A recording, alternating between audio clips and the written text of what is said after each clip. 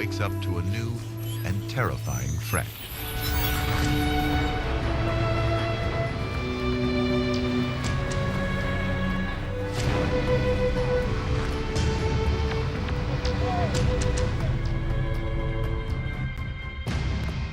It came quite literally and metaphorically out of a clear blue sky.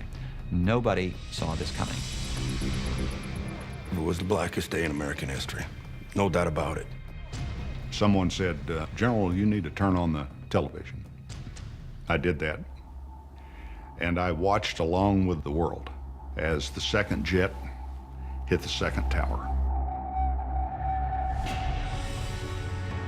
On the morning of September 11th, 2001, two passenger planes, hijacked by terrorists linked to Al-Qaeda, crash into the World Trade Center towers in New York.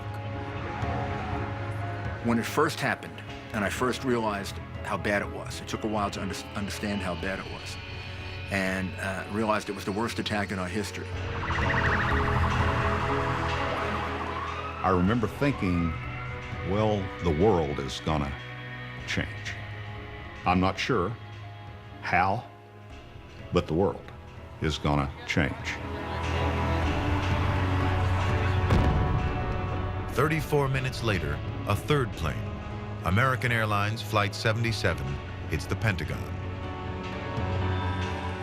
At 10:03, a fourth plane, believed to have been heading for the Capitol or the White House, crashes near Shanksville, Pennsylvania, after passengers on board take on the hijackers.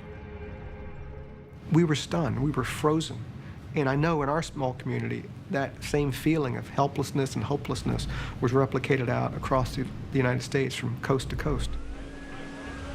We watched while the fires developed. It was a horrible event, but almost no one, certainly no one around me, had any idea that the integrity of the entire towers was at risk.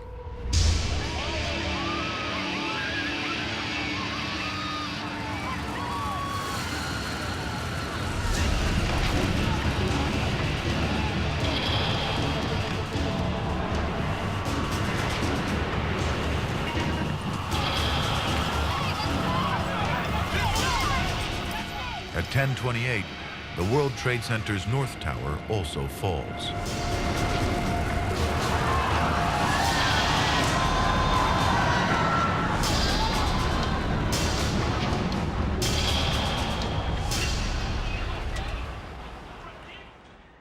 And there was a line of ambulances up the West Side Highway. Just went on forever. And they never called the ambulances, and nobody ever came. And after a while, I began to realize, like, oh my God, there aren't survivors. The 9/11 attacks claim almost 3,000 lives in New York, Pennsylvania, and Washington, D.C.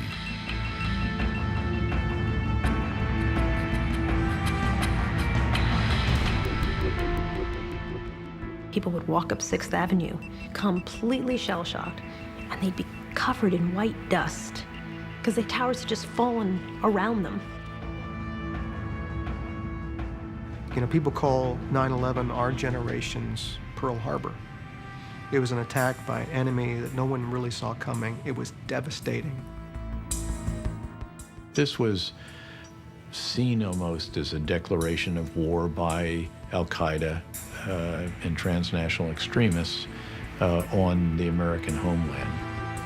But the worst attack on American soil serves to galvanize the nation. I believe the terrorists attacked us for two reasons: to kill a lot of people and to kill our spirit. And they did kill a lot of people, but they didn't kill our spirit. People displayed a very brave attitude in the way they dealt with it. And I think the terrorists never expected that. Belief in freedom and the courage that it can give you overcame the ability of the terrorists to try to destroy the spirit of the country. It was really weird being in the city after 9/11 because the city was so quiet. People would get on the subway, no one would speak. People were very polite to each other. You know, just everybody would move in, people would give up their seat, they wouldn't talk. It was just weird. It's almost like they realized how fragile everybody was.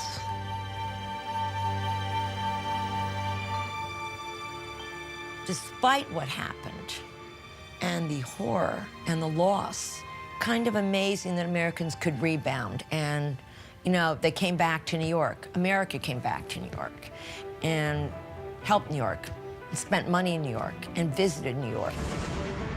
We were able to do something so quickly, so expeditiously, in terms of getting back to order after the travesty of the World Trade Center when it came tumbling down.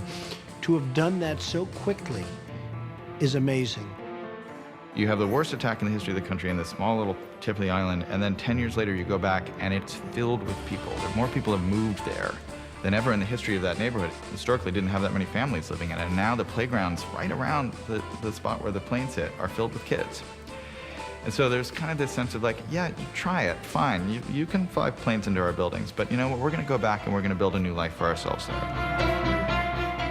America rebuilds and looks to the future.